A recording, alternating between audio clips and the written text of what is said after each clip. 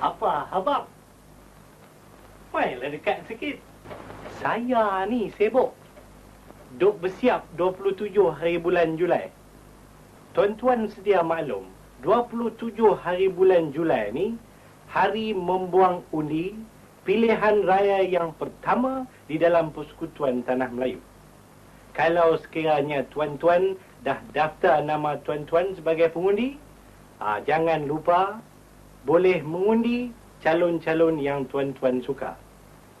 Saya fikir lebih baik saya menyanyi satu lagu berkenaan dengan hari mengundi. Kalau tuan-tuan nak dengar, ikutlah saya.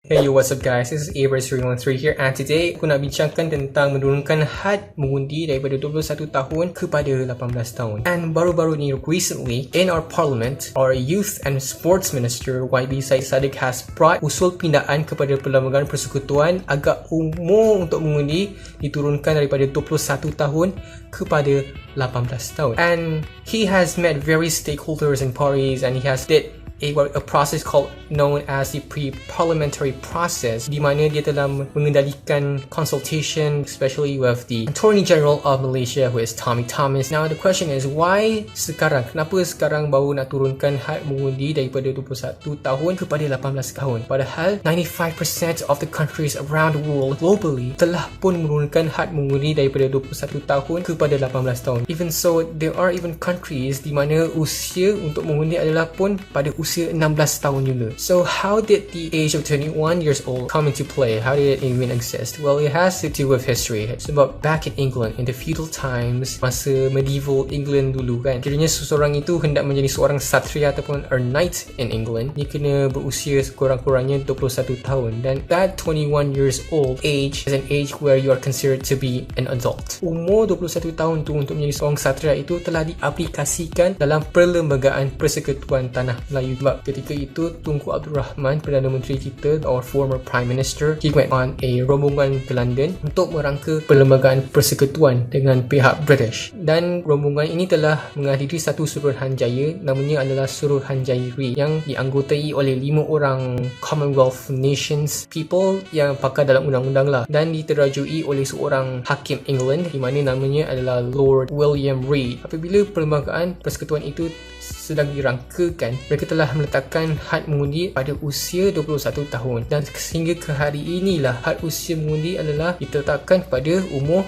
21 tahun. Other than the reason that the government wants to reduce the voting age from 21 years old kepada 18 years old, not other because we want to follow the trend and the advancements of the world already reduce their voting age from 21 to 18. There's even countries yang telah turunkan had mengundi pada 16 tahun pun. In our country, Malaysia, even at the age of 18, we are able to do adult things. For example, we can get married. Kita dah boleh meminta pinjaman kewangan, loans. We can apply for our car and motorcycle license. We can be employed in the working force, and kita pun boleh dikenakan tindakan undang-undang jenayah, and we can even join the military in as well. So why only laws allowing us to do adult things at the age of 18, such as the ones that I've mentioned before, tapi kita tak boleh mengundi pada usia 18 tahun? We have to wait another 3 years for us in order for us to vote in the general election. So currently, this is being proposed in the parliament, in the Dewan Rakyat, and there's also support from the opposition, particularly from UMNO, PAS and GPN. Parti Health telah meletakkan syarat kiranya perkara ini ingin diluluskan, ingin be enforced, sebab kalau rang undang-undang untuk menurunkan had mengundi pada 18 tahun under Article 119 Clause 1 Paragraph A, ia memerlukan 2/3 majority, or in other words, it might require a simple majority. It requires the assent of the YDPA and the Yang di-Pertua Negeri for it to be passed and become a law and make changes to the federal constitution. Those things are required, and therefore, or for the parliament or the Dewan Rakyat to reach 2/3 majority, then it will also require support from the opposition as well. And the opposition have faced 2 requirements or for this law to be passed. And first and foremost, what the opposition wants is that when you have reduced the voting age to 18, they want the youth at the age of 18 are already automatically registered. Maksudnya, bila dah turunkan had mengundi kepada 18, mereka secara automatiknya telah pun pun menjadi pengundi, tak perlu pergi ke any departments or agencies to get registered, because currently right now in Malaysia we have 4 million people who are able to vote tapi tidak mahu mendaftar dan mengundi. So that's a current problem that we're facing right now, and that's what the opposition wants as well. And secondly, what the opposition wants to be included in the bill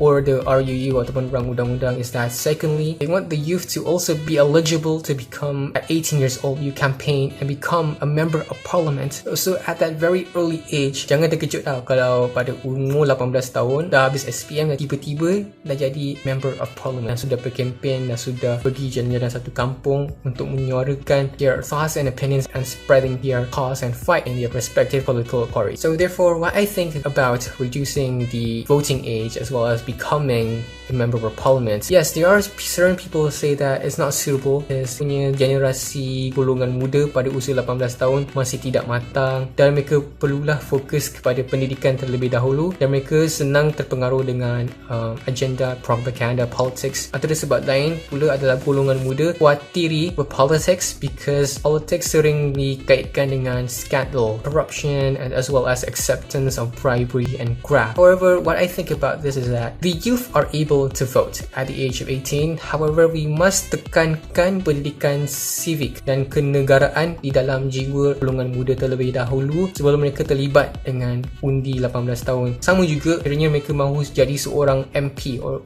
a member of parliament ataupun terlibat dengan pilihan raya umum. Tambahan pula, kiranya if we want to gain the confidence and trust, keyakinan from the youth, then I believe that these certain political parties, not certain but all political parties, must repair themselves. They must filter people who would like to enter the political parties. They must ensure that there's no clashes, no friction, tak ada fragmentasi dalam parti mereka sendiri pun. You have to ensure integrity and to ensure that are willing to govern the nation and administer the nation without showing any immature ways of politics. And therefore, only then they are able to garner and gain support and advocacy from the youth, not just the youth, but throughout the whole society as well. So then again, at the age of 18, I believe that everyone automatically registered to become a voter, cast their ballots, and given the rights of suffrage in order to choose who should become the next successor of this nation. I don't understand why there are 4 million people who do not register themselves but are able to vote. Kalau tak nak mengundi pun berfunction kalau kita ada sebuah negara demokrasi and decide who should become the next people. Those votes are the things that will decide the future of this very country, and perhaps at a very early age we might able to see our siblings or our friends or even our children in the near future become the next MP or the people who will be deciding the fate and the destiny of our country, Malaysia. 7 hari bulan pilihan raya yang pertama, pergilah undilah bersama-sama.